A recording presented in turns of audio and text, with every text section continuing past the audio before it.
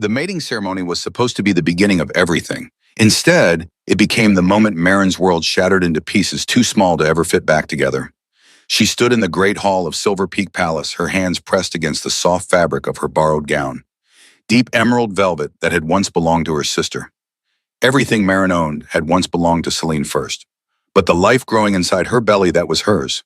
3 months along, just beginning to show if anyone looked closely enough. Twin heartbeats fluttering beneath her own ribs like captured birds desperate for freedom.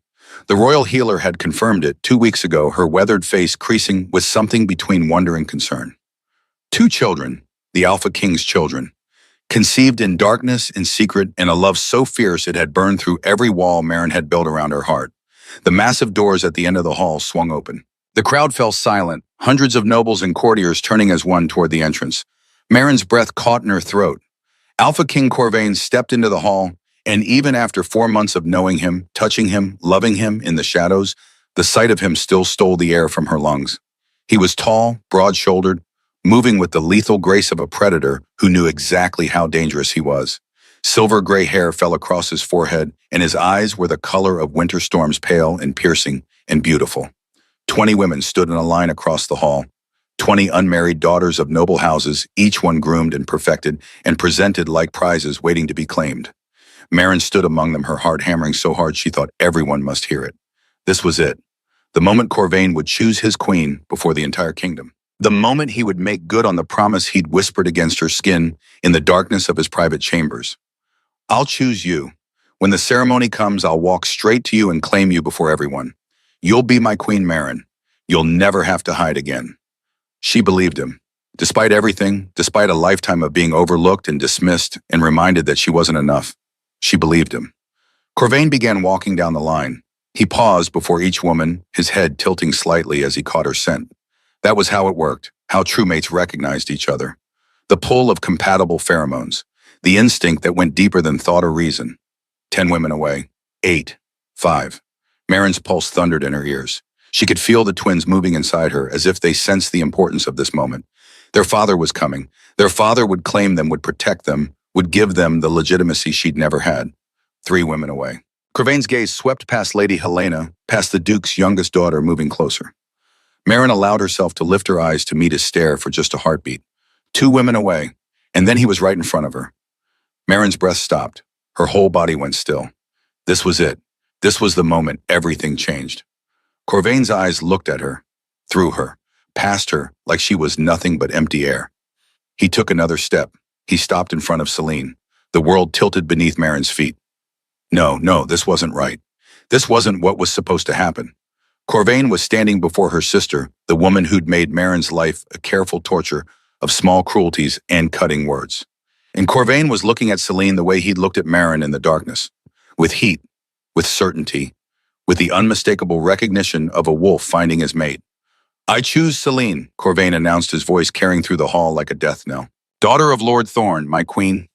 The hall erupted in cheers, applause thundered off the stone walls. Nobles surged forward to offer congratulations, to witness the binding that would follow. Marin couldn't move, couldn't breathe, couldn't process what was happening. Celine turned her head just enough to catch Marin's eye, and she smiled. Not the practiced, demure smile she wore for the court. This was something else entirely.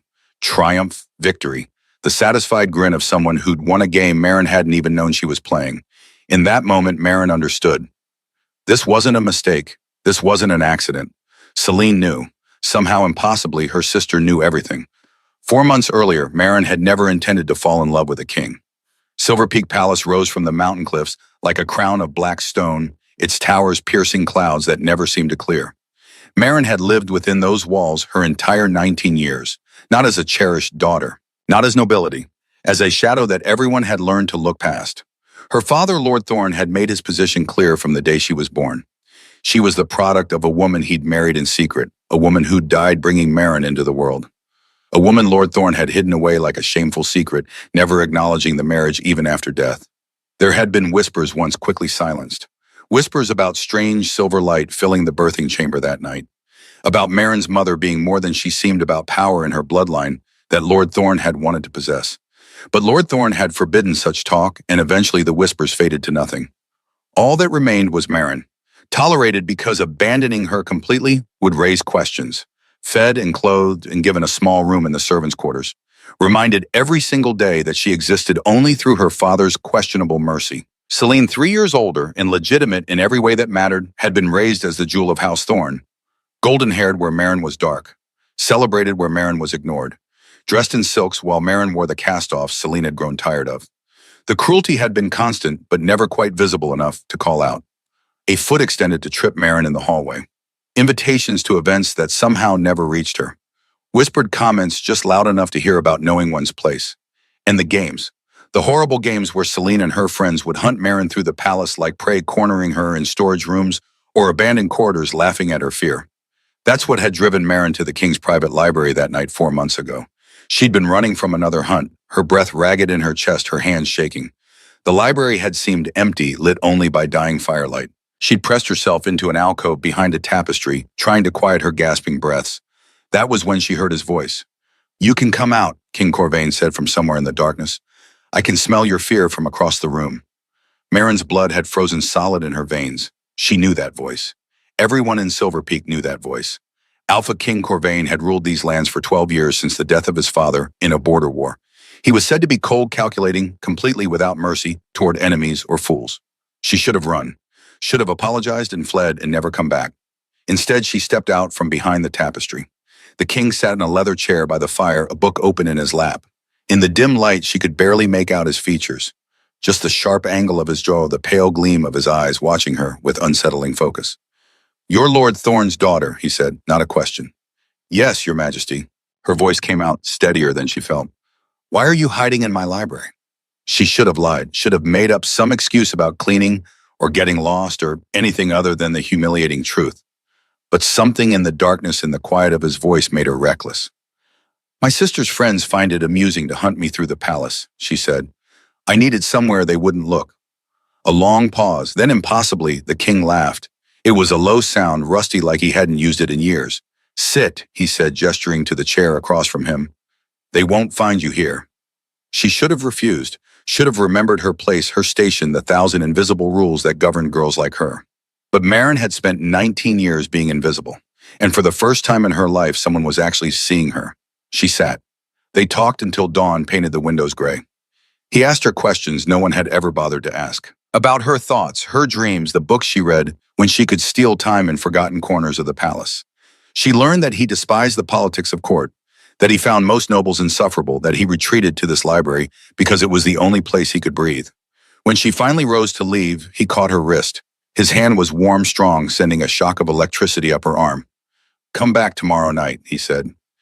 It wasn't a request. It wasn't quite a command either. It was something in between, something that made her pulse quicken and her breath catch. She came back, and the night after that, and the night after that. Somewhere between the second week and the third, the conversations became something else. A brush of fingers that lasted too long, a gaze that dropped to her lips and lingered. The air between them growing thick with something neither of them named, but both of them felt. It was Marin who closed the distance first. She would remember that moment forever, would carry it like a treasure, even when everything else fell apart. The way she had risen from her chair, crossed to where he sat, and pressed her mouth to his before her courage could fail. He had frozen for one terrible heartbeat. Then his hands were in her hair, pulling her into his lap, and he was kissing her like a man drowning, and she was oxygen. "We shouldn't," he rasped against her throat. "I know," she breathed back. They did anyway. Night after night, she came to him in darkness. He never lit more than a single candle, and even that he kept far from where they tangled together on the leather couch. Eventually in his bed, in the chambers beyond the library where no one else was allowed. She learned the landscape of his body in shadows, the scars on his ribs from the battle that had killed his father, the way he shuddered when she kissed the curve of his neck, the sound he made when she touched him, just right, raw and desperate, and completely unlike the cold king everyone else saw. He learned her too. Every inch of skin, every gasp and sigh, the places that made her arch and the words that made her melt. "I'll choose you," he whispered one night, 3 months in his hand, spread across her bare stomach. "At the mating ceremony, I'll make you my queen." Marin's heart had soared so high she thought it might never come down. She should have known that anything that flew so high was destined to fall. The night before the ceremony, Marin was in her small room, trying to calm the nervous flutter in her chest. Tomorrow. Tomorrow everything would change. Tomorrow she would stand before the kingdom, not as an unwanted daughter, not as a shadow, but as Corvain's chosen mate. A knock on her door made her jump. Celine stood in the hallway holding a bottle of wine and two glasses. She was dressed in a pale blue gown that made her look like something from a painting, her golden hair swept up in an elaborate style. "I thought we should talk," Celine said. Her smile was gentle, almost kind. "Before tomorrow changes everything." Marin hesitated. In 19 years, Celine had never sought her out for anything resembling sisterly conversation. But maybe this was real. Maybe knowing that Marin was about to become queen had shifted something in Celine had made her want to repair the bridge between them. "Come in," Marin said, stepping aside. Celine swept into the room, settling gracefully into the single chair. She poured wine into both glasses, the liquid dark as blood in the candlelight. "I wanted to apologize," Celine said, her voice soft, "for how I've treated you over the years. It was cruel and unfair, and I'm sorry." The words were exactly what Marin had wanted to hear her entire life. They settled over her like a balm, soothing wounds she hadn't realized still bled. "I forgive you," Marin said, taking the glass Celine offered. "To new beginnings," Celine said, raising her own glass. "To sisters." They drank. The wine was sweet warm, sliding down Marin's throat. She hadn't eaten much that day, too nervous about tomorrow, and the alcohol hit her system fast. "You must be so excited." Celine continued, pouring more wine into Marin's glass. "About the ceremony, about finally getting everything you deserve." "I am," Marin admitted. The room felt warm, soft at the edges. "I never thought I'd be chosen. I never thought anyone would see me as worthy of that kind of love." "Oh, but you are," Celine said, her smile widened. "You're so very worthy. That's why you need to be strong tomorrow. The ceremony can be overwhelming. Here, drink up. It'll help you sleep, help you be ready." Marin drank. The wine tasted different now, slightly bitter, but she was so tired, so very tired. Her limbs felt heavy, her thoughts slow and thick like honey. "Celine," she managed, her tongue clumsy in her mouth. "I don't feel well." "I know," Celine said. She stood moving to catch Marin as she swayed. "I know, little sister, but don't worry, I'll take care of everything." The world tilted. Marin's knees buckled, and Celine guided her fall onto the narrow bed. The ceiling spun above her, candles blurring into streaks of light. "What did you do?" Marin whispered. Celine's face appeared above her, beautiful and terrible. "What I had to do. You see, Marin, I know about your little secret, about the king and his nighttime visits to the library, about the touches and the whispers and the promises made in the dark." Horror flooded through Marin's drugged system. "How?" "I followed you. Weeks ago, I saw you slip into his chambers." Celine's voice was matter-of-fact, clinical. "At first I was going to expose you, but then I had a better idea. Why settle for ruining you when I could take everything you thought was yours?" "He won't choose you," Marin slurred. "He knows my scent. He knows me." "Does he?" Celine pulled a small vial from her pocket. "This is a very expensive perfume, made by a witch on the eastern border. It mimics scent perfectly. I've been studying you for weeks, Marin. Your mannerisms, your voice, even the way you tilt your head when you're thinking. In the darkness with your scent and my performance, he'll never know the difference." She leaned closer, her breath hot against Marin's ear. "And the best part, I know you're pregnant. I paid the royal healer very well for that information. 3 months along with twins," she said. "The king's children growing in your body." Tears leaked from the corners of Marin's eyes. She tried to move to fight, but her body wouldn't respond. "That's why I have to do this," Celine continued. "If you stay, if those children are born, they'll be legitimate heirs. They'll have everything, and I'll have nothing. But if I become queen, if I take your place, then the children don't matter. You're just someone who got herself pregnant by some unknown man. You'll take them and disappear, and no one will ever know the truth." She straightened, smoothing her dress. "Father's gambling debts have nearly destroyed House Thorne. We owe $500,000 in gold to merchants and lords across the kingdom. The only way to save our family is for me to marry the king. I tried to do it the legitimate way, tried to catch his eye at court events, but he never looked at anyone. Until you." Celine moved to Marin's small wardrobe, pulling out the emerald dress Marin had carefully pressed for tomorrow. "So I'll be you tomorrow. I'll stand in your place, wear a veil thin enough to see through but thick enough to blur my features. I'll smell like you, move like you. And when he chooses me thinking I'm you, the binding will be complete. By the time he realizes his mistake, it will be too late." She paused at the door, looking back at Marin's paralyzed form on the bed. "And don't worry about trying to interrupt the ceremony. The drug I gave you will keep you unconscious until well after it's over. By the time you wake up, I'll be queen, and you'll be nothing. Just like you've always been." The door closed. The key turned in the lock from the outside. Marin lay in the darkness, tears streaming into her hair, feeling the twins flutter inside her belly. She tried to scream, but no sound would come. Tried to move, but her body was lead. All she could do was lie there and feel everything she loved slip away into the darkness. Marin woke to silence and daylight streaming through the single window of her room. Her head pounded, her mouth dry as sand. She sat up slowly, the world tilting sickeningly around her. How long had she been unconscious? She stumbled to the window, looking out at the position of the sun. Late afternoon, the ceremony had been scheduled for noon. It was over. It was already over. She tried the door, locked just as Celine had left it, but the wood was old, the lock simple. Marin grabbed a hairpin from her small dresser, worked it into the mechanism with shaking hands. She'd learned to pick locks years ago, a skill born from being locked in storage rooms during Celine's hunts. The lock clicked. The door swung open. The corridors were empty, everyone likely still at the celebration feast. Marin ran, her bare feet silent on stone floors, her heart hammering against her ribs. She had to stop this. Had to tell Corvain the truth before the binding was finalized. Had to make him see that Celine wasn't her, wasn't the woman he'd held in the darkness. The great hall door stood open. Music and laughter spilled out into the corridor.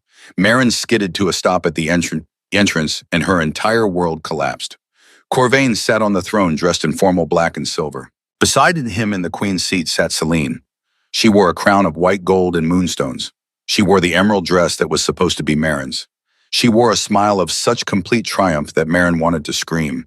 And Corvain was looking at her, looking at Celine with warmth in those storm-colored eyes, with his hand resting over hers on the arm of the throne. The binding was complete. The ceremony was done. Celine was queen. Someone noticed Marin in the doorway, a servant, eyes widening in recognition. Then another. Whispers began to spread through the crowd like ripples on water. Corvain's head turned. His gaze found Marin across the crowded hall. For just a moment, something flickered in his expression. Confusion. A frown creasing his brow. His nostrils flared as if trying to catch a scent. Celine leaned in close to him, whispering something in his ear. Whatever she said made his face harden, made his eyes go cold and distant. He looked back at Marin. And there was nothing there. No recognition. No love. Just the blank, dismissive stare he gave to any random servant who'd wandered where they shouldn't be. He didn't know her. With Celine's perfume still clinging to her skin from the ceremony, with the crowd between them, scattering her scent, he didn't recognize Marin at all. A guard approached her. "Miss, you shouldn't be here. The celebration is for nobility only." Marin couldn't speak, couldn't explain, couldn't do anything but stare at the man she loved sitting beside the sister who'd stolen everything. "Come on now," the guard said, not unkindly. He took her elbow, guiding her away from the hall. "Back to the servants' quarters with you." Marin let herself be led away. What else could she do? Who would believe her if she screamed the truth? She was unwanted. Celine was a legitimate noble daughter. Corvain had chosen Celine before the entire kingdom. The binding was complete, witnessed by hundreds. And Marin was just a girl who'd been foolish enough to believe she could be anything more. She walked back to her room in a daze. The guard left her at the door and she stepped inside, closing it behind her. For a long time, she just stood there, one hand pressed to her stomach where the twins were growing. Then the tears came, great wrenching sobs that tore from her chest and left her gasping. She sank to the floor, arms wrapped around herself, and wept for everything she'd lost.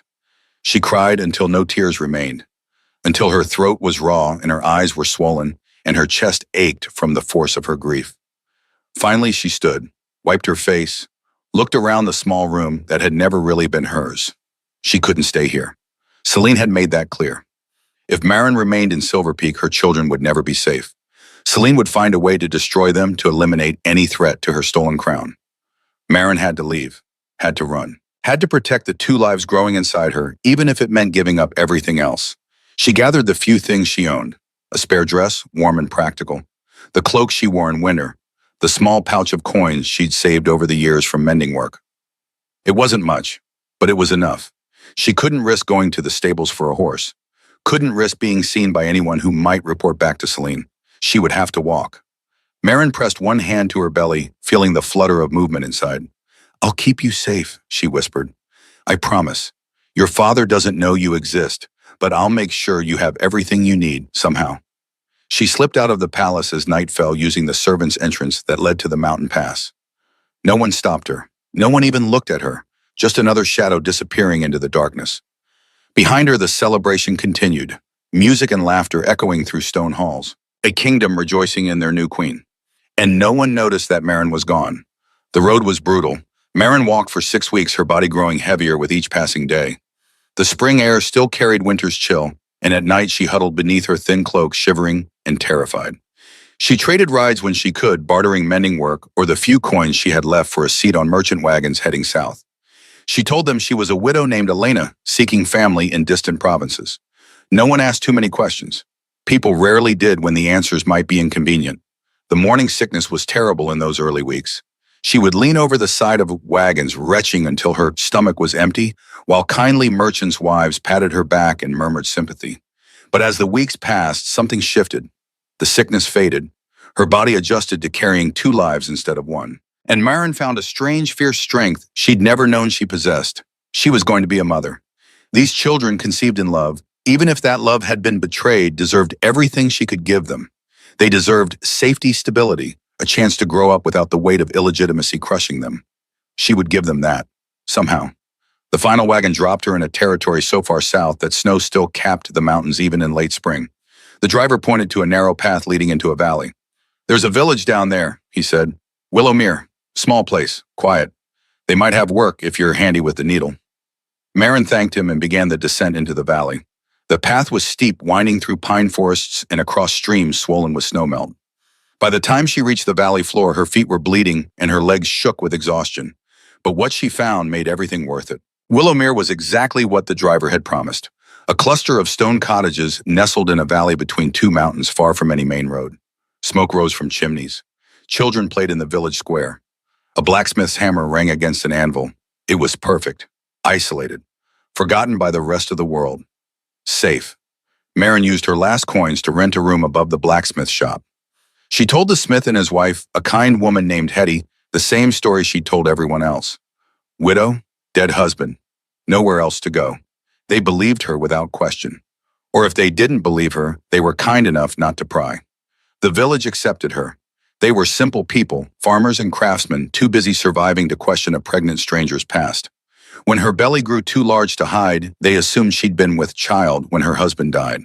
When she struggled with morning sickness that returned in her final month, the village healer checked on her daily. And when the twins came on a stormy autumn night when lightning split the sky and rain hammered the roof, the entire village seemed to hold its breath. Marin labored for 18 hours. The pain was beyond anything she'd imagined, waves of agony that crashed over her again and again. The healer Miriam stayed by her side through all of it, her weathered face calm and steady. "You're doing well," Miriam murmured, wiping Marin's forehead with a cool cloth. "Strong girl, your babies will be here soon." But as the night wore on, something went wrong. The first baby, a boy, was breech. Marin could feel him struggling, could feel her own strength fading with each contraction. "He's stuck," Miriam said, her voice tight with concern. "The cord is wrapped around him. If we don't get him out soon, we'll lose him." "No," the word tore from Marin's throat. "No, please, please save him."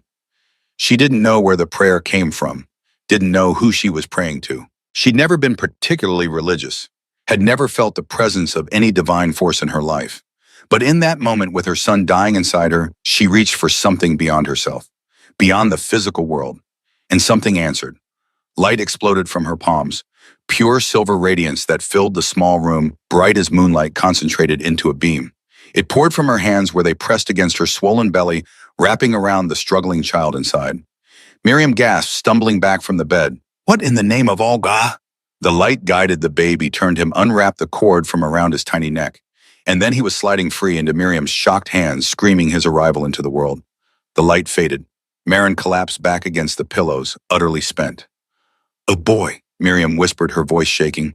She cleaned him quickly, wrapped him in a blanket, placed him on Marin's chest. A healthy boy.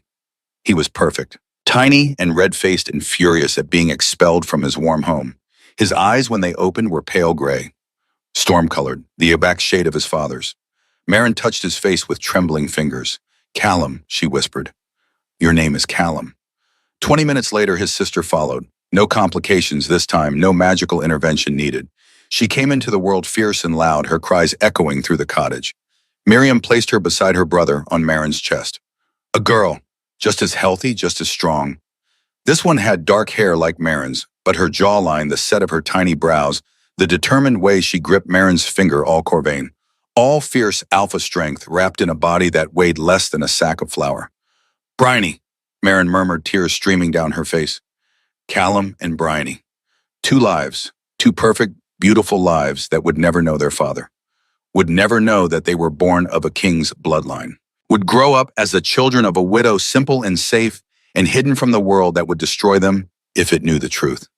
Miriam cleaned up, disposed of the afterbirth, made sure Marin was stable. But before she left, she stood by the bed for a long moment, her eyes on the twins sleeping against their mother's chest. That light, Miriam said quietly. I've only seen magic like that once before. Many years ago, there was a woman, a stranger, who passed through Willowmere. She glowed with the same silver radiance.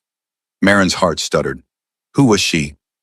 She never gave her name, but she had the look of someone running from something terrible. Miriam's gaze sharpened. She was pregnant too. Said she was being hunted by a lord who wanted to possess her power. Moon-blessed, she called it. A gift from the old goddess herself. The room suddenly felt very cold. What happened to her? She stayed one night, then disappeared. I heard later that she'd been caught, forced into marriage, died in childbirth. Miriam's eyes moved from the twins to Marin's face. The child she carried would be about 19 years old now. And if that child inherited even a fraction of her mother's power, they'd be worth hunting. The implication hung in the air between them like smoke. I won't tell anyone, Miriam said, about the light, about what I suspect. But you should know what you are, girl. Moon-blessed bloodlines don't appear by accident. Your mother must have been powerful, and that power lives in you now. She moved to the door, paused with her hand on the frame. It lives in them too, the babies. I saw the silver in their eyes when the light filled the room. They'll have the gift when they are grown. Will they be safe? Marin whispered. If anyone finds out, then don't let anyone find out. Miriam's voice was firm. You're a widow named Elena who came here from the north. Your babies are normal children. That's the story, and we'll all keep to it. She left, closing the door softly behind her. Marin looked down at her sleeping children. Callum and Bryony, heirs to a kingdom they would never inherit, carriers of a magical bloodline they could never reveal. She pressed her lips to each small forehead. I'll keep you safe, she promised. No matter what it takes. You'll grow up free and loved and happy. I swear it. Outside, the storm was passing, rain gentled to a whisper against the windows. Lightning faded to distant flickers on the horizon. And in a small cottage in a forgotten valley, a mother held her children and began to build a new life from the ashes of the old. 3 years and 8 months passed. They were the hardest and the happiest years of Marin's life. She bought the cottage with money earned from sewing work, her fingers flying through hem repairs and dress alterations for the village women. It wasn't much, the cottage. 2 rooms, a stone fireplace, a garden plot where she grew vegetables. But it was hers, truly hers. The first thing in her life that no one could take away. Callum grew into a serious, watchful child. He rarely cried even as a baby, just observed everything with those storm-colored eyes that missed nothing. By age 2, he was already protective of his sister, standing between her and anything he perceived as a threat. Bryony was his opposite in every way. Wild, fearless, laughing at everything. She climbed before she could walk properly, getting stuck in trees and needing to be rescued by increasingly exasperated villagers. She named every animal in the village, from the chickens to the horses to the grumpy old tomcat that lived behind the bakery. Marin taught them to read using the few books she'd been able to buy from traveling merchants. Taught them numbers and letters and the names of constellations. Told them stories every night before bed, tales of brave heroes and magical quests. She never told them about their father. How could she? They were too young to understand betrayal and stolen identities and the complicated web of lies that had led to their birth. When they asked, she told them what she told the village. Their papa had been a soldier who died in a border skirmish before they were born. A good man, brave and strong, who would have loved them if he'd lived to meet them. It wasn't entirely a lie. Corvain would have loved them, would have treasured them, if he'd known they existed. But he didn't know. And Marin had made peace with that. This life, small and simple and safe, was enough. It had to be enough. She kept her ears sharp for news from the north. Traveling merchants brought gossip, and she listened carefully to every word about Silver Peak. The Alpha King and his queen had yet to produce an heir, they said. Nearly 4 years of marriage and still no children. Rumors swirled about whether Queen Selene was barren. Marin felt a bitter satisfaction at that. Selene had stolen a crown but couldn't produce the one thing that would secure it. The one thing Marin had created without even trying. There were other rumors too, darker ones, about the king growing cold and distant, about him spending more time alone than with his queen, about a sickness that seemed to be slowly consuming him, making him weak. Marin told herself it didn't matter. That chapter of her life was closed. Corvain had made his choice, even if that choice had been based on deception. She had made hers too, to protect her children, to raise them in peace, to never look back. But sometimes late at night when Callum and Bryony were sleeping, she would sit by the fire and remember. The warmth of Corvain's hands, the rumble of his laugh, the way he had looked at her in the darkness, as if she were the only thing in the world that mattered. Had any of it been real? Or had she just been a convenient distraction, easily replaced?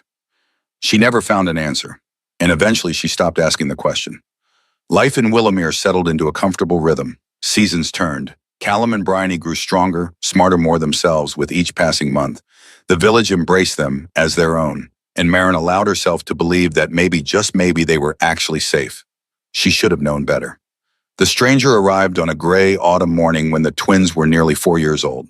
Marin was hanging laundry behind her cottage when she first noticed him. A man, perhaps 30 years old, dressed in traveling clothes that were too fine for a common merchant. His boots were good leather, his cloak lined with fur, and his eyes swept the small village with the calculating assessment of someone looking for something specific. Marin's instincts screamed warning. She abandoned the laundry and moved quickly toward where Callum and Bryony were playing near the village well. They were stacking stones into a precarious tower, arguing about whose turn it was to add the next one. The stranger's gaze landed on them and went very, very still. Marin's heart stopped. She could see what he was seeing, Callum's distinctive pale eyes catching the morning light as he laughed at something his sister said. Bryony's dark hair tumbling wild around her face, the same shade as Marin's own. 2 children who looked nothing like any of the other villagers. 2 children who looked exactly like what they were, the offspring of an alpha king and his hidden lover. The stranger took a step toward them. Marin was there in an instant, positioning herself between the stranger and her children. Her wolf stirred beneath her skin for the first time in years, hackles rising with protective fury.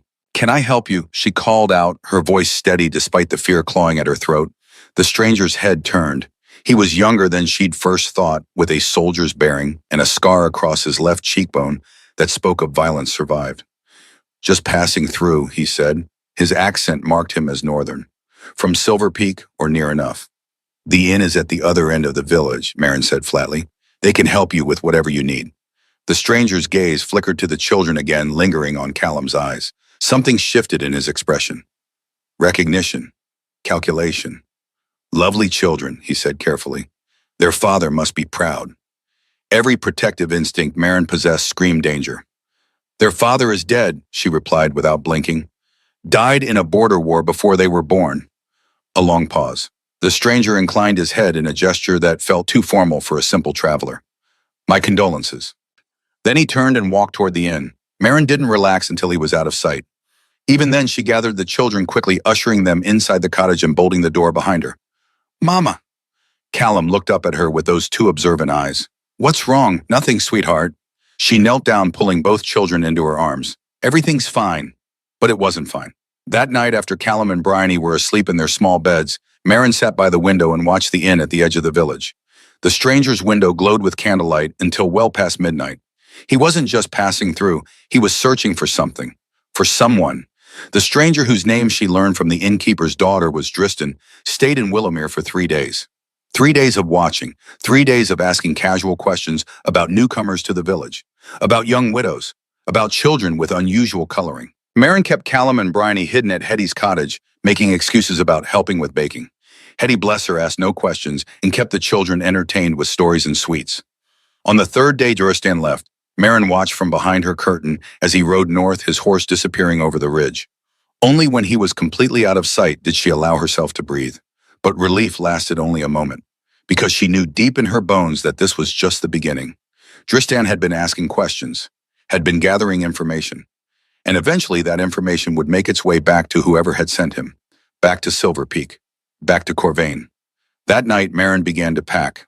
She would take the children and run again, south across the mountains into territories where Silver Peak held no sway. She would change their names again, find another forgotten village, build another life from nothing. She had done it once, she could do it again. But when she looked at Callum and Bryony sleeping peacefully in their beds, something cracked inside her. They had friends here, a home. Callum was finally learning to read with the village teacher.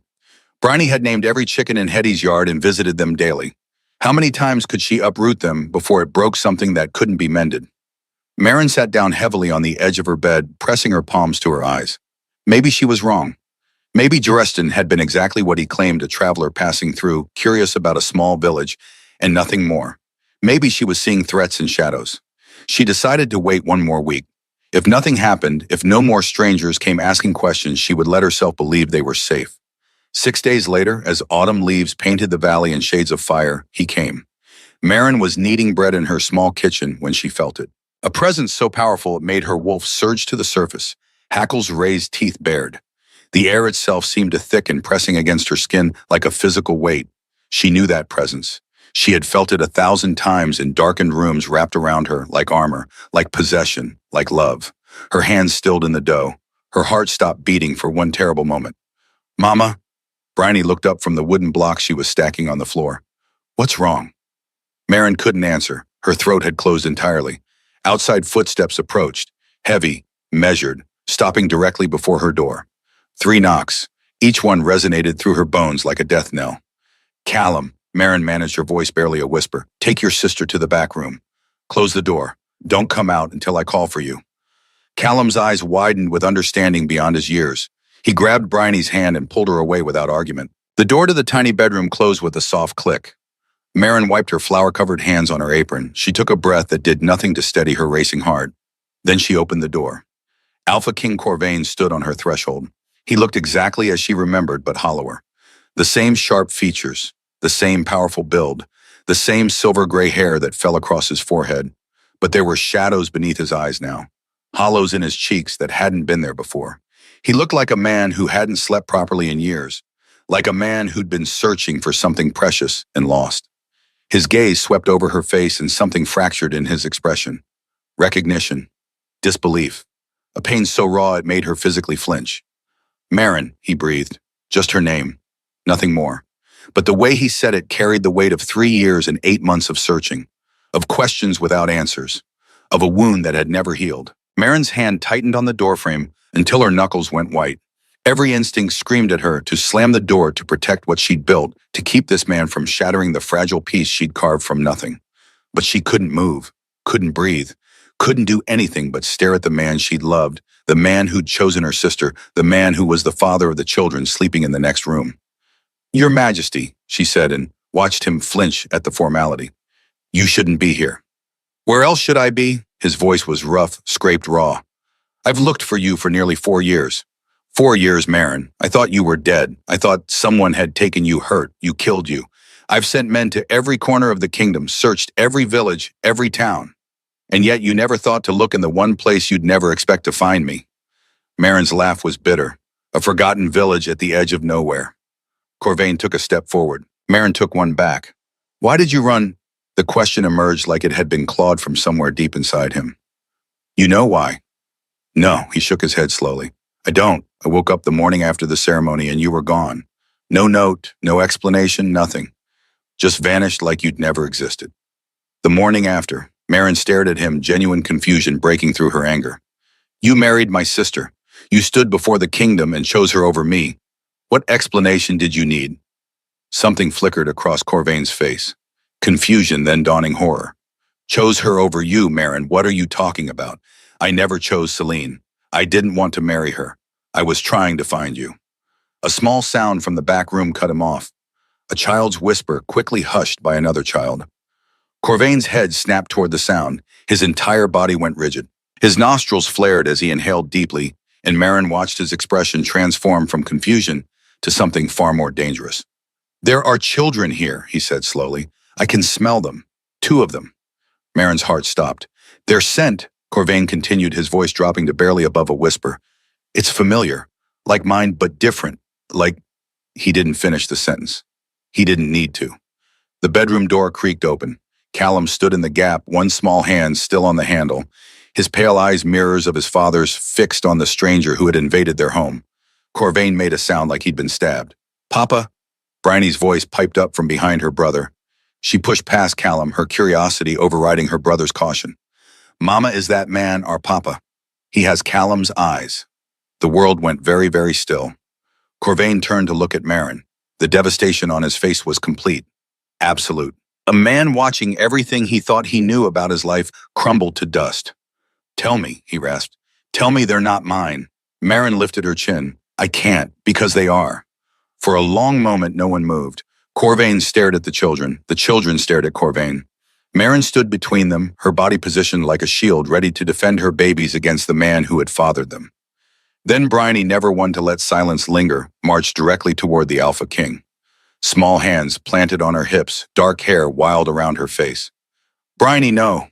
Marin reached for her, but her daughter was already standing before Corvain. Are you really our papa? Bryony demanded. Mama said our papa died in a war. Corvain lowered himself to one knee, bringing his face level with hers. This close, the resemblance was unmistakable. Bryony had Marin's coloring, but the stubborn set of her jaw, the shape of her brows, the way she lifted her chin in challenge all Corvain. I'm not dead, Corvain said, his voice unsteady. I just didn't know where to find you. Why not? Bryony pressed her child's logic, cutting straight to the heart of things. You're supposed to be a king. Kings can find anyone. Something crumpled in Corvain's expression.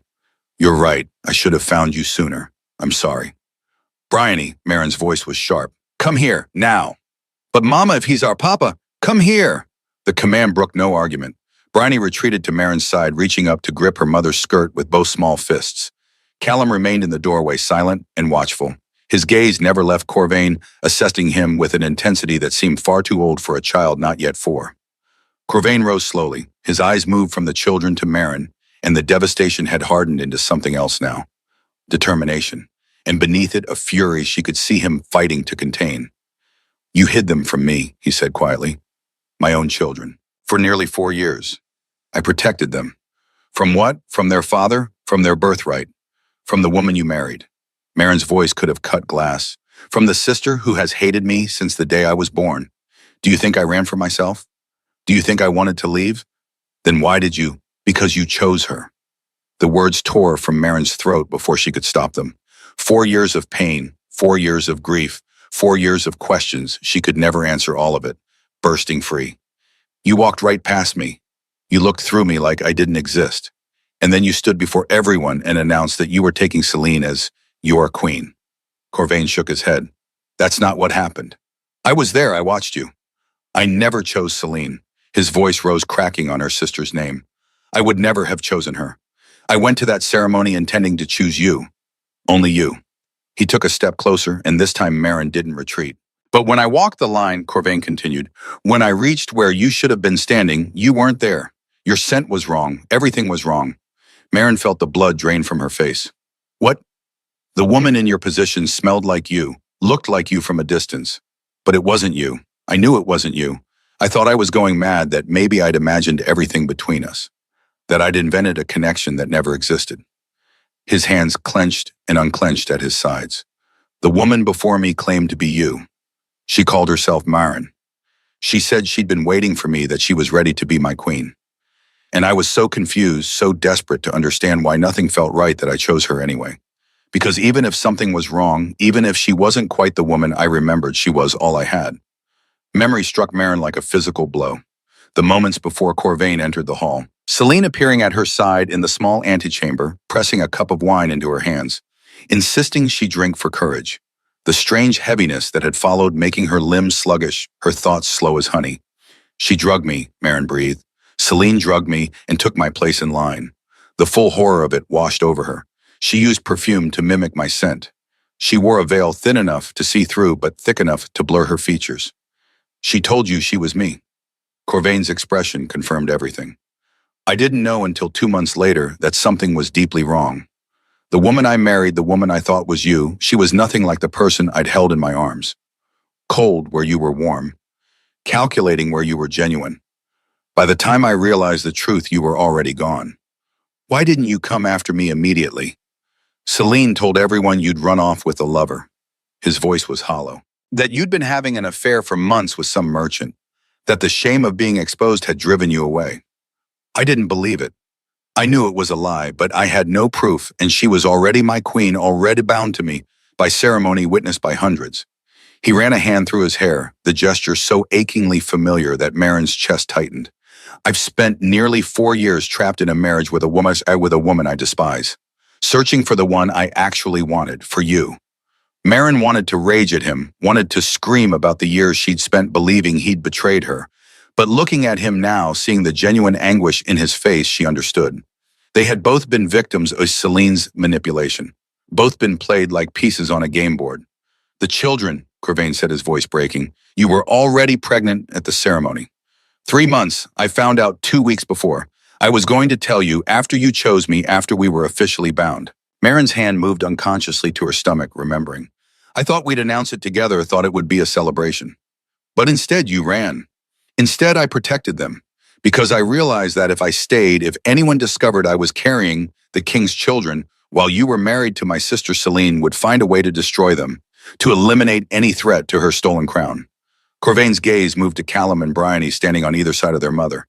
The hunger in his eyes was painful to witness. A man seeing everything he'd lost without ever knowing what he had. A son and a daughter, he whispered. Despite everything, despite the anger and the fear and the years of pain between them, Marin felt something shift in her chest. This wasn't the cold king who had seemingly discarded her. This was a man who had been deceived as thoroughly as she had. A man who had lost everything without ever knowing what he'd lost. Callum, she called softly. Come here. Her son emerged from the doorway, approaching with the cautious grace that came from being the protective older twin. He stopped beside his sister, both children, now standing between their parents, looking up with wide eyes. This is your father, Marin said. The words cost her more than she could express. Alpha King Corvain of Silver Peak. Callum studied Corvain for a long moment, those matching pale eyes taking his measure. Then he extended one small hand with grave formality. Hello, he said solemnly. I'm Callum. This is Bryony. She talks too much and she steals my toys. But you're not allowed to yell at her. That's my job. Corvain dropped to his knees before his children. He took Callum's hand with infinite care, his own hand dwarfing the small one that gripped his fingers with surprising strength. Hello, Callum, he managed. I promise I'll never yell at either of you. His voice shattered completely. And I'm so sorry. I'm so sorry I wasn't here. Bryony never wanted to be left out, threw her arms around Corvain's neck. The gesture was so sudden, so trusting, that it broke something in him. His shoulders shook with silent sobs as he wrapped his arms around his daughter, then reached out to pull Callum close as well. Marin watched the Alpha King crumble in her children's embrace, watched 4 years of searching finally reach their end. And despite herself, despite everything, she felt the first fragile stirring of something that might eventually become hope. Night fell over Willowmere. Corvain's guards, a small unit of 4 men who had accompanied him on this final search, were dispatched to the inn with strict orders to speak to no one. As far as the village knew, they were simply traveling soldiers seeking shelter for the night. Marin prepared a simple dinner while Corvain sat with the children at her small wooden table. She listened to Bryony's endless chatter, to Callum's quieter questions, to Corvain's voice, as he answered each one with patience she wouldn't have expected from the fearsome king of legend. Do you have a crown? Bryony demanded, swinging her legs. Several, actually. They're heavy and uncomfortable. Do you live in a castle? I do. It has 312 rooms. Can we visit? Corvain's gaze found Marin's across the cottage. That's something your mother and I need to discuss. After dinner, after the children had been bathed and dressed in their nightclothes, Marin tucked them into their small beds. Callum's eyes were already drooping, but Bryony fought sleep as always. Is Papa really going to stay? She whispered. For tonight, Marin said carefully. We'll see about tomorrow. I like him, Bryony announced. He has kind eyes, not scary king eyes. Marin kissed her forehead. Sleep now, little one. She closed the bedroom door gently and found Corvain standing by the fireplace staring into the flames.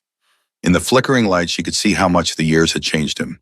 The new lines around his eyes, the silver threading through his hair, the way he held himself like a man carrying an impossible weight. They're remarkable, he said without turning. You've raised them well. I've done my best. In hiding, in fear, because of what my wife did to you. He turned then, and his expression was fierce. She will pay for this, Marin. Every moment of suffering she caused you. Every day you spent running. Every year I lost with my children. She will answer for all of it. And how will you accomplish that? Marin settled into the chair by the fire, suddenly weary. She's your queen, bound to you by ceremony. The laws of Silver Peak don't allow for setting aside a royal union. Laws can change. Can they? She met his gaze steadily. Your ancestors created those laws specifically to prevent kings from discarding inconvenient wives. The nobility would revolt if you tried to alter them for personal reasons. Corvain's jaw tightened. There must be a way. I won't remain bound to her, not now that I know the truth. What truth?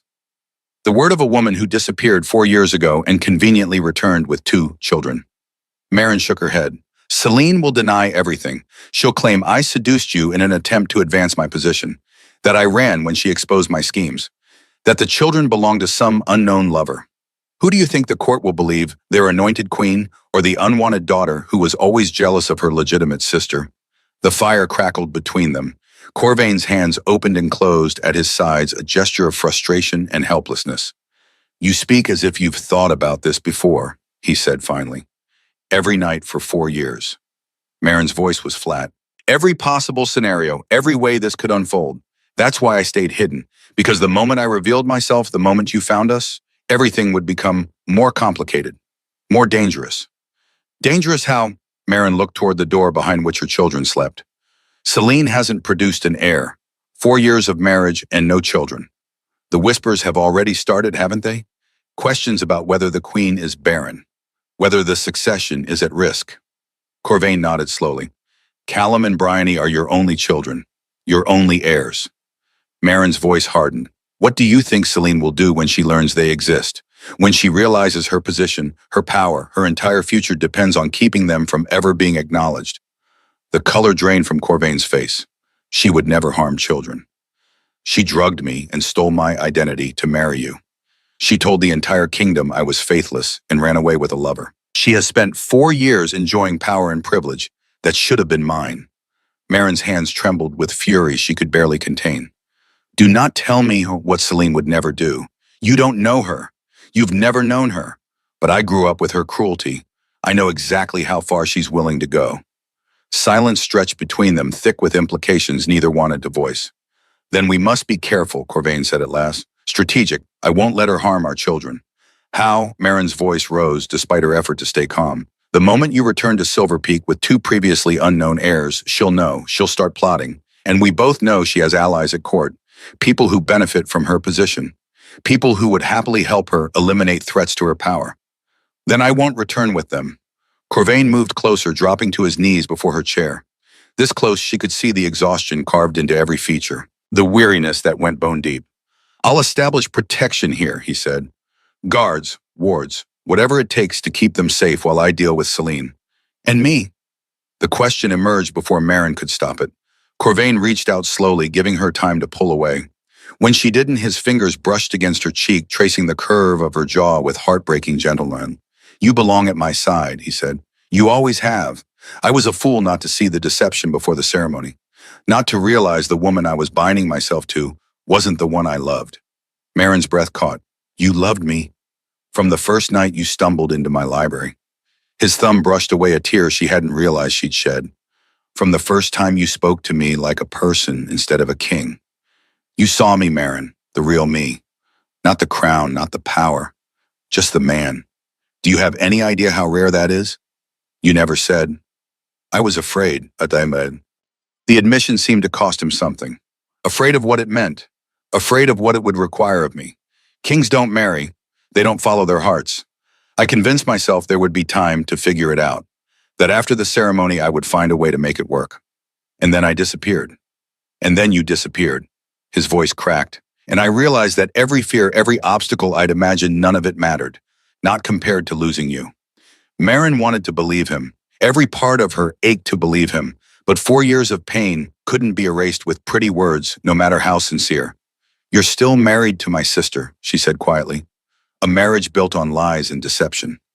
It doesn't matter how it was built. It exists. She pulled back from his touch, needing the distance to think clearly. And until it doesn't, until Celine is exposed and removed, there can be nothing between us. Not again. Corvain's hand dropped to his side. The rejection landed visibly a physical blow. But he didn't argue. I understand, he said. I'll earn back your trust, Marin, however long it takes. Whatever I must do, I will prove to you that I'm worthy of the chance you once gave me. Before she could respond, something shifted in the air. A coldness that hadn't been there before seeping through the cottage walls like winter mist. Corvain shuddered. The movement was subtle, but Marin caught it. Are you all right? She asked. Fine. But his voice was strained, and she noticed for the first time how pale he'd become. How his hands trembled slightly as he pushed himself to his feet. Just tired from the journey. It was a lie, she knew it immediately. The same instinct that had always allowed her to read him, to see beneath the mask he wore for everyone else, now screamed that something was deeply wrong. Corvain, he forced a smile that didn't reach his eyes. I should let you rest. We'll talk more in the morning. Make plans. I'll find a way to fix this, Marin. I swear it. He moved toward the door, and she saw his hand shake as he reached for the handle. The cold seemed to follow him, radiating from his body like a winter storm contained in human flesh. Wait, Marin stood, catching his arm. His skin was ice beneath her fingers, far colder than any shifter should ever be. Something is wrong with you. Tell me. Corvain went very still. For a long moment, he didn't respond. Then slowly he turned to face her. The mask was gone. Beneath it was exhaustion so profound it seemed carved into his bones. And something else. Fear. There's a curse, he said quietly, on the kings of Silver Peak. It's been in my bloodline for generations. Marin's blood turned to ice. What kind of curse? Corvain's smile was bitter, broken. The kind that's slowly killing me. The curse had a name. The Severance. Corvain told her as they sat by the dying fire, his voice hollow, his skin still carrying that unnatural chill. It had been placed on his ancestor 8 generations ago by a scorned witch. A king of Silver Peak had taken a witch as his lover, promised her marriage, then cast her aside for a political union. In her fury and heartbreak, she had cursed his bloodline. When a king of Silver Peak was bound by ceremony to someone who was not his true mate, his life force would begin to drain. Slowly at first, then faster. The curse fed on the wrongness of the pun, growing stronger as it consumed him. My ancestors learned to avoid it, Corvain said, staring into the embers, by never forming deep attachments, by choosing political marriages with women they felt nothing for. As long as there was no true mate to be separated from, the curse remained dormant. But you had a true mate. I did. His eyes found hers, filled with grief. I do, and I bound myself to another woman instead. Marin's chest constricted. You didn't know. Celine deceived you. The curse doesn't care about intentions. He lifted his hand, and even in the dim light, Marin could see the frost creeping across his knuckles, a thin layer of ice crystallizing on his skin. For 4 years it's been feeding on me, he continued, getting stronger. When I finally found you tonight, felt you near me again. He shuddered. It's like the curse realized what it was missing, what I was missing. It's accelerating. There must be a cure. There is. Corvain's voice dropped to barely a whisper. The bond must be completed. The true mate must be claimed properly, by ceremony and by blood. Only then will the curse release its hold. Then we complete it. I'm still married to Celine. The words fell like stones. Corvain looked at her, and she saw the trap closing around them just as clearly as he did. The curse requires a legitimate bond, he explained. As long as my marriage to Celine stands, I cannot bind myself to you, and I cannot dissolve the marriage without exposing her crimes, which I cannot prove, without witnesses who would never speak against the queen. Marin felt the walls pressing in. Celine had planned this perfectly. Even if Corvain found his true mate, even if he discovered the deception, he would be powerless to act. The curse would kill him while his false queen watched and smiled.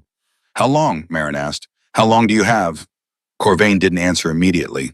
When he did, his voice was barely audible. Weeks, perhaps less now that I've found you. The curse knows its grip is threatened. It will fight to finish what it started. Marin wanted to scream, wanted to rage against the unfairness of it all. 4 years of separation, 4 years of believing he had betrayed her. And now that she finally knew the truth, she was going to lose him anyway. There has to be another way, she said fiercely. My ancestors who survived either never found their true mates, or they found them after previous queens had died of natural causes. Corvain's smile was ghastly. I could wait for Celine to die naturally, but I suspect I'll be long gone before that happens. What if she didn't die naturally? The words hung in the air between them. Marin hadn't meant to say them aloud, but she didn't take them back. Corvain's gaze sharpened. I cannot murder my queen Marin, no matter what she's done. The kingdom would never accept a king who killed his wife. I'm not suggesting murder. I'm suggesting justice, Marin leaned forward. You said you couldn't prove her crimes, but what if you could? What if there were witnesses willing to speak? Who would dare? Celine has spent 4 years consolidating power, placing her allies in every position of influence. Anyone who opposed her has been quietly removed. What about her own words? What if she could be goaded into confessing publicly? Before Corvain could respond, a sound outside made them both freeze. Footsteps on the path to the cottage. Multiple people moving quickly. Corvain was on his feet in an instant, his hand going to the sword at his belt. Marin moved to stand between him and the bedroom where the children slept. The door burst open. Cold air rushed in, carrying with it a scent that made Marin's wolf snarl with instant recognition. Celine stood in the doorway. She was flanked by 4 armed guards, her golden hair gleaming in the moonlight. She wore traveling clothes of fine wool, her cloak lined with ermine. She looked older than Marin remembered, harder, the softness of youth replaced by something calculating and cruel. But it was her eyes that made Marin's blood run cold. They swept the small cottage with possessive fury, landing on Corvain, then moving past him to the bedroom door. "Well," Celine breathed, "isn't this cozy, the king reunited with his little—" Her gaze fixed on the bedroom door. Through the gap, Marin could see 2 small figures standing just inside, woken by the commotion. Celine's face went white, then red. "Children," she said slowly, "2 of them." She took a step into the cottage, her guards moving with her. With those eyes, that hair. Her voice rose to something shrill, barely controlled. "You bore him children, you miserable, conniving little—" "Careful, sister." Marin's voice was ice. "You're speaking to the mother of the future rulers of Silver Peak. They are illegitimate. They have no claim." "They have every claim." Corvain's voice was weak but certain. He swayed slightly, and Marin realized the curse was taking its toll. The confrontation, the stress, the proximity to both his true mate and his false one, all of it accelerating the drain on his life force. "They are my blood," he continued, "my heirs. And you are nothing but a fraud who deceived her way onto my throne." Celine's face contorted with rage. "I am your queen. I was chosen before the entire kingdom. You were not chosen. You stole the place of the woman I actually wanted." Corvain's hand found Marin's, gripping it tightly. "You drugged your sister, mimicked her scent, answered to her name. Everything about our marriage was built on lies. You have no proof of that." "I have her," Corvain gestured to Marin, "the woman who was actually supposed to stand before me that night. The woman whose children carry my bloodline. The woman I have spent 4 years searching for. The word of a bitter daughter who couldn't accept her place." Celine's smile was vicious. "Who will the court believe, their anointed queen or a jealous half-sister who ran away in shame?" "They'll believe me." A new voice spoke from the doorway. Everyone turned. An old woman stood there, wrapped in a traveling cloak. Her face was weathered by years, her white hair braided down her back. But her eyes were sharp and clear. Marin recognized her instantly. Miriam, the midwife who had attended her birth. The woman who had helped bring Callum and Bryony into the world. "I was there," Miriam said, stepping into the cottage. 22 years ago when Lord Thorne's wife gave birth to Marin. And I was there 4 years ago when Lady Celine came to me seeking a particular kind of potion." Celine's face went white. "You lying old hag," she hissed. "A potion to mimic another's scent," Miriam continued calmly. "She told me it was for a masquerade ball. I didn't think much of it at the time. But when the true Marin disappeared and the false one took her place, I began to wonder." She reached into her cloak and withdrew a small vial. "I kept a sample of the potion. It can be tested, analyzed. The ingredients are distinctive, and I kept records of who purchased them." Celine's composure finally cracked completely. She lunged toward Miriam, but her guards hesitated, confused about whose orders to follow. "Seize her," Celine screamed. "Seize all of them. The children, the witch, all of them. I am your queen, I command you." The guards didn't move. "The king is our liege lord," one of them said quietly. His hand moved to his sword, but not to draw it, to rest on the hilt in warning. "We follow his commands, not yours, especially when you've just admitted to treason." Celine froze. "I admitted nothing." "You demanded we seize the king himself," the guard said. "That's enough." Celine backed toward the door, her eyes wild. She stumbled over the threshold and fell. When she rose, there was a knife in her hand, pulled from somewhere in her sleeve. She didn't aim for the guards, didn't aim for Corvain or Marin or even Miriam.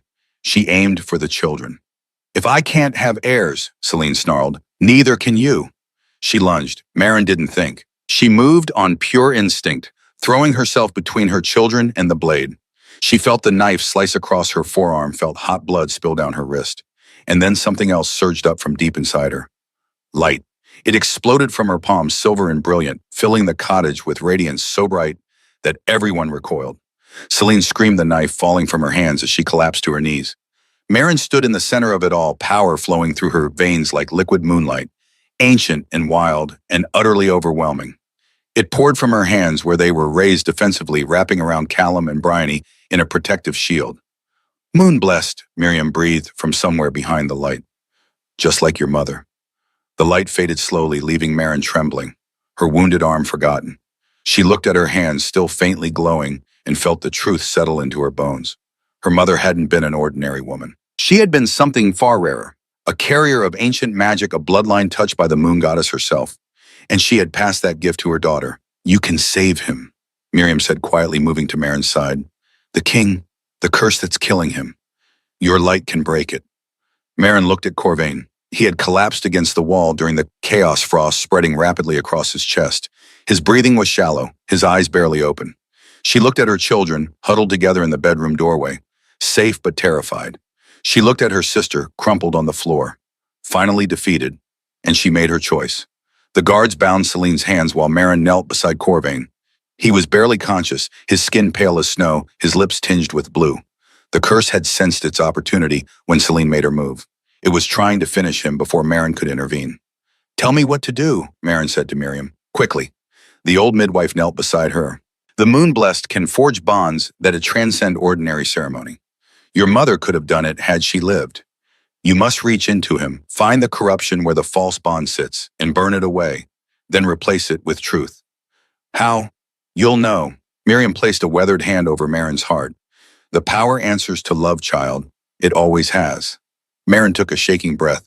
She placed both hands on Corvain's chest, feeling the ice beneath his skin. The wrongness coiled around his heart like a serpent. She closed her eyes and reached. The curse fought her immediately. It was old, vicious, desperate to survive. It showed her visions of failure, of Corvain dying in her arms, of her children growing up without a father. It whispered that she was too weak, too untrained, too late. But beneath the curse she found him, the real him, the man who had laughed in a darkened library, the man who had held her like she was precious, the man who had searched for 4 years because losing her had broken something inside him that could never be repaired. She wrapped her light around that essence and pulled. The curse screamed. She felt it tearing at her, clawing, biting. Her wounded arm burned like fire. Blood dripped from her nose, her ears. Somewhere far away she heard Bryony crying, heard Callum calling her name. But she didn't stop. She found the false bond, the twisted connection that linked Corvain to Celine. And she burned it, poured every ounce of her newfound power into destroying the lie that was killing the man she loved. When the false bond finally shattered, she replaced it with truth, her love. Her claim on him 4 years delayed but never diminished. Mine, her soul sang into his. My mate, my king. Mine. Yours, his soul answered back even through the haze of near death. Always yours. Only yours. The light exploded outward one final time, then faded. Marin collapsed against Corvain's chest, utterly spent. But beneath her ear she heard something beautiful. His heart beating strong and steady. Warm. "Marin," his voice was rough but clear. His hand came up to stroke her hair. "Marin, look at me." She raised her head. His eyes were open, clear of fog and frost. Color had returned to his cheeks. When he smiled, it was the smile she remembered from those stolen nights, warm and real and full of wonder. "You saved me," he said. "You found me first," she whispered back. He pulled her down and kissed her, soft and sweet and full of promise. Around them, she heard Bryony squeal with delight, heard Callum's quiet, finally heard Miriam's satisfied chuckle. And in the corner, bound and broken, Celine wept. They returned to Silver Peak 14 days later. The journey was nothing like Marin's desperate flight 4 years before. This time she traveled in a royal carriage, her children beside her, their father riding at the head of a procession that stretched back half a mile. Word had already spread. Messengers had raced ahead, carrying the truth. Celine's confession extracted before witnesses. Miriam's testimony supported by her carefully kept records. The guards' accounts of the Queen's attempted murder of the royal heirs. By the time they reached the capital, Tauto, the people were already lining the streets, not to jeer, not to question, to celebrate. "The true Queen," someone shouted as Marin's carriage passed. An old woman, her face lined with years' tears streaming down her cheeks. "The true Queen has returned." The cry was taken up, spreading through the crowd like wildfire. Thousands of voices chanting her name. Marin sat frozen in her seat, overwhelmed as the sound washed over her in waves. "Mama!" Bryony tugged at her sleeve, pressing her small face to the carriage window. "They're happy to see us." "They are, little one," Marin's voice caught. "They really are." Callum sat quietly beside his sister, watching everything with those two observant eyes. He had been subdued since the night of Celine's attack, processing, in his careful way, what it meant that someone had tried to hurt him and his sister. Marin reached over, pulling both children close. "You're safe now," she murmured into their ear. I promise, you're safe." The procession wound through the city toward the palace. Those black stone towers that Marin had once called home rising from the cliffs like the crown of some ancient giant. She had lived there for 19 years, invisible and unwanted. Now she was returning as something else entirely. As a queen. The thought still felt surreal, like a dream she might wake from at any moment. But Corvain's hand reached through the carriage window, finding hers grounding her in reality. He rode beside the carriage, refusing to be separated from his family even for the short journey through the city. "Almost there," he said softly. "Are you ready?" Marin looked at her children, at the city spreading below them, at the life she had never imagined could be hers. "No," she admitted, "but I'll do it anyway." The palace gates swung open. The procession entered the courtyard where 4 years ago Marin had watched Corvain choose Celine and felt her world end. Now that same courtyard was filled with nobles and courtiers, all of them bowing as her carriage passed. Celine was brought separately in a prison wagon with barred windows. She would face trial in 10 days once the evidence had been formally presented to the High Court. Until then, she was confined to the same dungeons that had once held her father. Lord Thorne had been arrested the day after Celine's capture.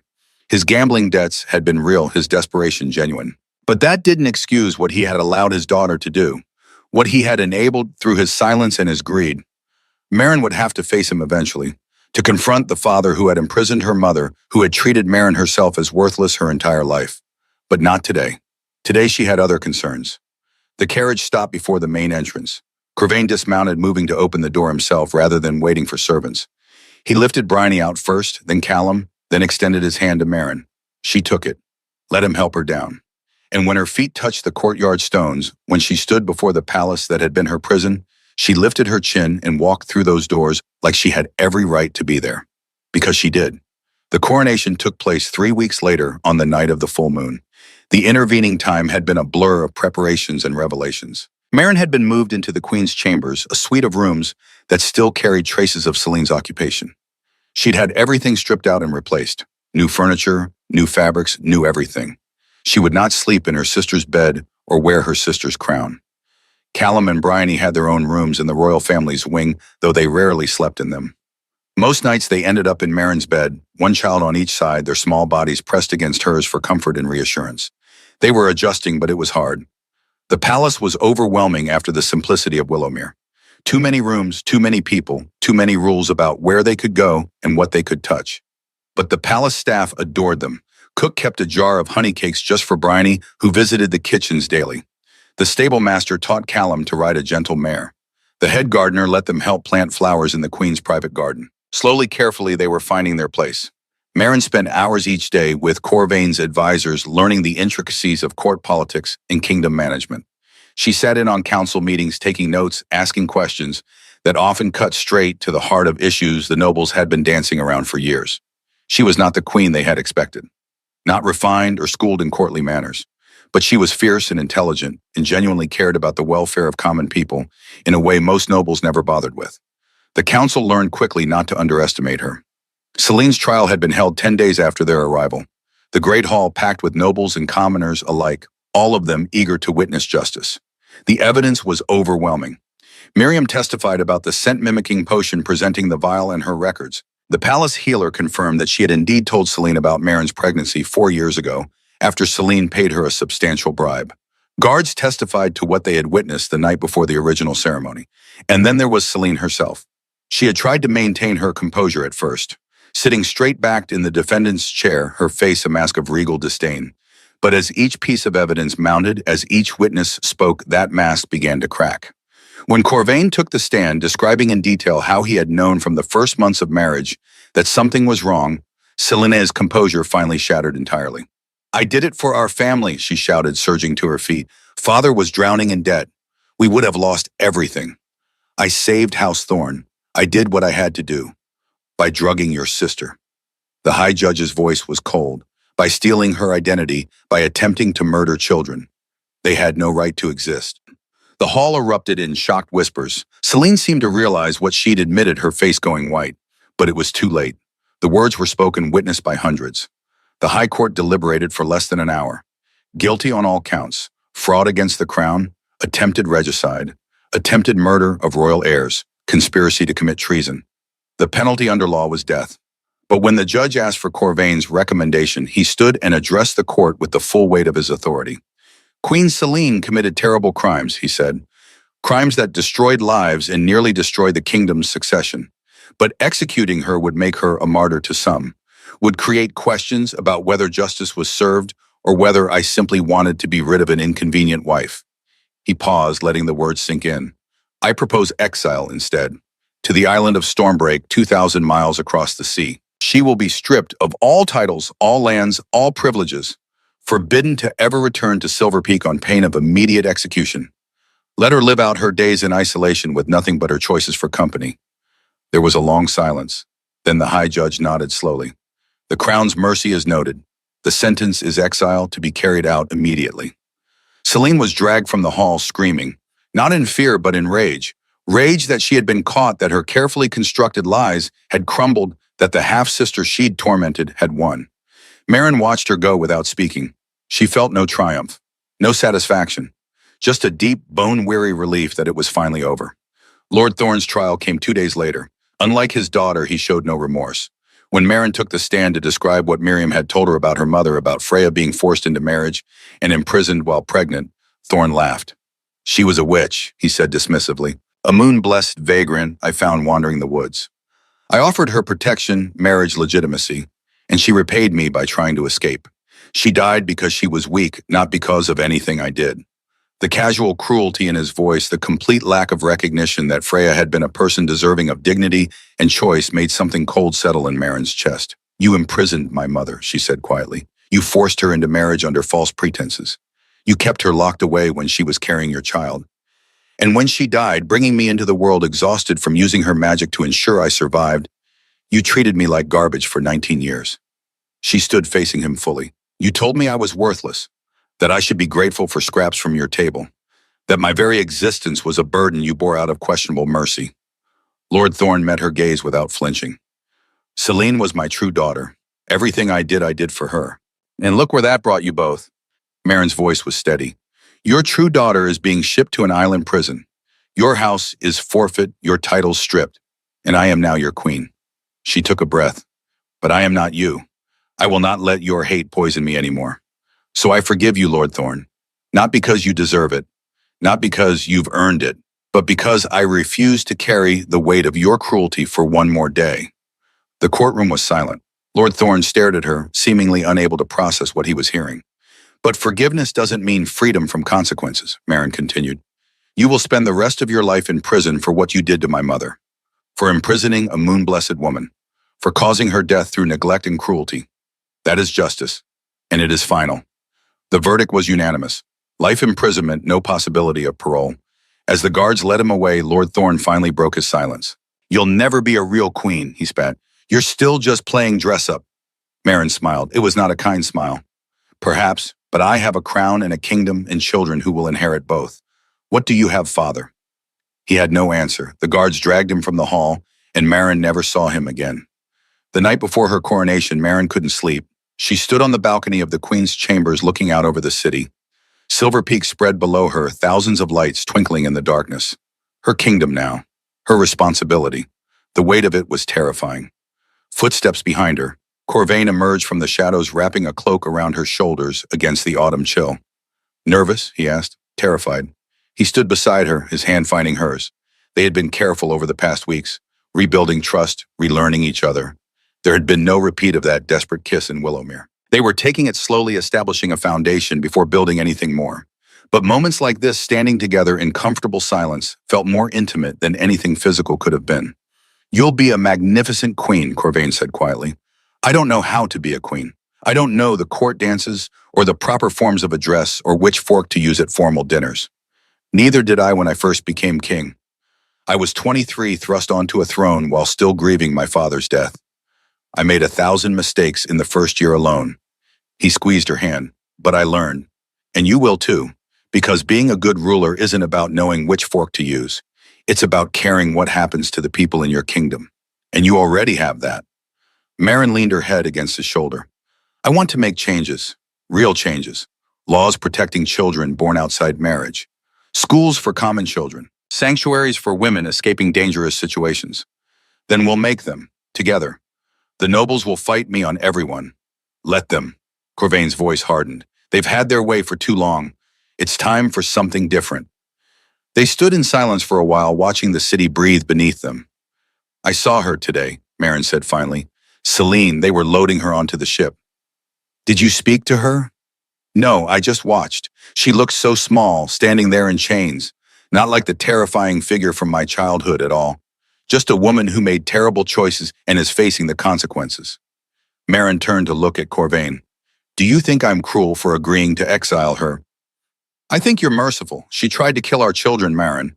No one would have questioned an execution. I know, but I keep thinking about what drove her to it.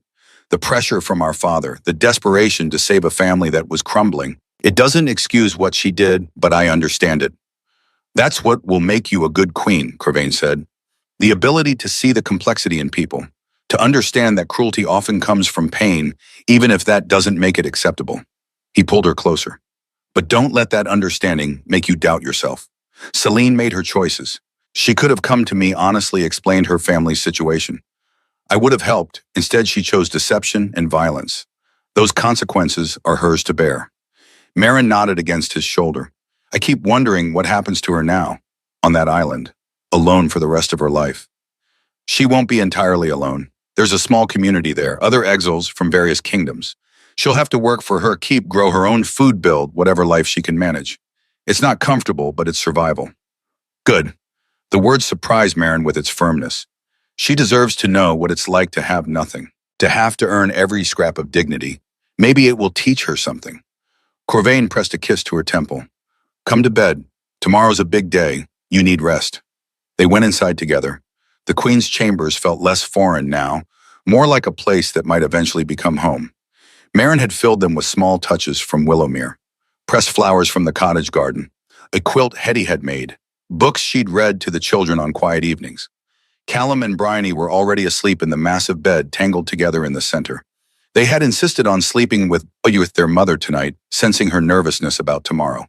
Corvain looked at them, his expression softening. They're remarkable. You did an incredible job raising them alone. I did my best, but they're going to need their father now too. Marin met his eyes. Can you be that for them? Not just a king, but a father. I want nothing more. His voice was thick with emotion. I've missed 4 years already. I won't miss another day. He kissed her goodnight at the door, soft and chaste and full of promise. Then he went to his own chambers, leaving Marin to settle into bed beside her sleeping children. She pulled them close, one on each side, feeling their small hearts beating against her. Tomorrow she would be crowned. Tomorrow she would stand before the kingdom as their queen. Tomorrow everything would change again. But tonight in this moment she was just a mother, holding her children, keeping them safe. And that was enough. The coronation took place in the great cathedral, the same place where Celine had stolen Marin's identity 4 years before. But tonight the cathedral blazed with 1,000 candles, silver and white, casting dancing shadows across the ancient stones. Every noble house in Silver Peak attended, every courtier and council member. And unlike most coronations, the cathedral doors were thrown open to common people as well. Farmers and merchants, blacksmiths and bakers, all of them crowding into the back of the cathedral to witness history. Marin walked down the aisle in a gown of midnight blue velvet, embroidered with silver thread that caught the candlelight and made her seem to glow. Her hair was swept up, adorned with small white flowers. She wore no jewels except for one piece, a simple pendant that had belonged to her mother, recovered from Lord Thorne's private vault after his arrest. Callum and Bryony walked behind her, dressed in miniature court clothes. Callum was solemn and perfect, every inch a young prince. Bryony waved to people in the crowd, making them smile despite the formality of the occasion. Corvain waited at the altar, dressed in formal black and silver. When Marin reached him, he extended his hand. She took it, and together they faced the high priest. The ceremony was traditional in most ways, oaths sworn to protect the kingdom, to serve the people, to uphold justice and mercy. But when it came time for the crowning, Corvain did something unexpected. He lifted the crown from its velvet cushion himself. Not the same crown Celine had worn. That had been melted down, the gold and moonstones used to create something new. Something that belonged only to Marin. Marin of Silver Peak, Corvain announced, his voice carrying through the vast space. My true mate, mother of my heirs, the woman I should have crowned 4 years ago. He placed the crown on her head. It was lighter than she expected, delicate bands of white gold set with moonstones that seemed to glow with their own inner light. Rise, my queen. Marin stood. The cathedral erupted in cheers, not polite applause, but genuine celebration. The sound of hundreds of people who had heard her story, who knew what she had survived, expressing their joy that she had finally received what should have been hers all along. She turned to face them and the noise grew louder. In the front row, she saw Miriam, the old midwife, who had traveled all the way from Willowmere to witness this moment. The woman who had brought Maren into the world, who had saved Callum with moon-blessed light, who had kept the truth safe until the moment it was needed. Their eyes met across the distance. Miriam smiled, tears streaming down her weathered face, and placed her hand over her heart, a gesture of blessing. Maren felt her own eyes fill. This wasn't just a coronation. It was vindication. Proof that she had not just survived, but triumphed. The celebration feast that followed lasted until dawn. Nobles who had once looked through Maren as if she didn't exist now bowed and scraped and offered their congratulations. Some were sincere. Others were merely pragmatic, adjusting to the new reality of power. Maren accepted both with equal grace. But the moment she treasured most came late in the night, when the formal proceedings were over and people had relaxed into genuine enjoyment. A group of children from the city had been allowed into the palace for the first time ever. They stood in a corner of the great hall, eyes wide with wonder at the opulence around them. Bryony noticed them first. She tugged on Maren's skirt until her mother bent down. "Mama, those children look scared. Can I go play with them?" Maren glanced at Corvain, who nodded. "Go ahead." Bryony ran over to the group of children, Callum following more slowly behind. Within minutes, they were all playing together. A princess and a prince and a handful of common children running through the great hall as if titles and crowns meant nothing at all. Watching them, Maren felt something tight in her chest finally loosen. "This is what I want," she said to Corvain. "A kingdom where children like them and children like I was have the same opportunities as those born to noble houses, where birth doesn't determine destiny." "Then that's what we'll build," Corvain pulled her close, "starting tomorrow." The memorial garden was completed on the first anniversary of Maren's coronation. She stood before the white marble statue of her mother, one hand resting on her swollen belly. 3 months pregnant with her third child, a daughter the royal healer had confirmed last week. The past year had been a whirlwind of change. The Inheritance Equality Act had passed, allowing children born outside marriage to inherit if acknowledged by their fathers. 3 schools had opened in the capital, offering free education to any child whose family couldn't afford the fees. And Freya's sanctuary now sheltered 20 women escaping dangerous situations. It wasn't enough. It would never be enough. But it was a start. Footsteps on the garden path made her turn. Corvain approached with Callum and Bryony running ahead. The children had grown so much over the past year. Callum was taller, his shoulders beginning to broaden. Bryony's wild energy remained unchanged, though she'd learned to channel it into sword practice with the weapons master. "Mama?" Bryony launched herself at Maren, then stopped short, remembering to be careful of the baby. "Sorry, I forgot." "It's all right, sweetheart." Maren pulled her close. "The baby is well protected." "Can we feel her kick?" Callum asked. Maren guided their small hands to her belly. Right on cue, the baby kicked. Both children gasped with delight. Corvain joined them, wrapping his arms around all 3. "There's something I want to show you," he said. "We love you." He led them to plaques set into the garden walls, names engraved in silver, moon-blessed women throughout history whose gifts had been suppressed or stolen or lost. "This garden will honor all of them," Corvain said. "Women like your mother, Maren. Women like your grandmother. Their light will never be forgotten." Bryony tugged on her father's hand. "Can we plant flowers for Grandma Freya?" "That's exactly what I was hoping you'd want to do." They spent the afternoon planting moonflowers around the base of the statue, getting dirt under their nails, laughing when Bryony accidentally dumped water over Callum's head, working together to create something beautiful. As the sun began to set, they sat together on a bench facing the statue. The moon rose full and bright, casting silver light across the garden. "Mama," Callum asked, "do you think Grandma Freya would be proud of us?" Maren pulled him close. "I think she would be so proud she could hardly contain it. You're both everything I could have hoped for. Kind and brave and true." "And the baby," Bryony patted Maren's belly. "Will she be proud of her too?" "Especially her, because she's going to grow up in a world that's a little bit better than the one I was born into. And that's what Grandma Freya would have wanted most." Somewhere in the city below, the evening bells rang. In the sanctuary that bore Freya's name, women were sitting down to dinner, safe for the first time in years. In the schools scattered across the kingdom, children were learning to read, opening doors to futures their parents had never imagined possible. And in the palace gardens, a family sat together under the moon's blessing. A king who had nearly lost everything. A queen who had clawed her way back from nothing. 2 children who represented the best of both their parents. And soon, a third child. Another life touched by moon-blessed magic. Another chance to make the world a little bit kinder. The journey had been long and painful and full of moments when giving up would have been easier. But they hadn't given up. They'd kept going, kept fighting, kept protecting the ones they loved. And in the end, they had won something far more precious than crowns or kingdoms. They had won each other.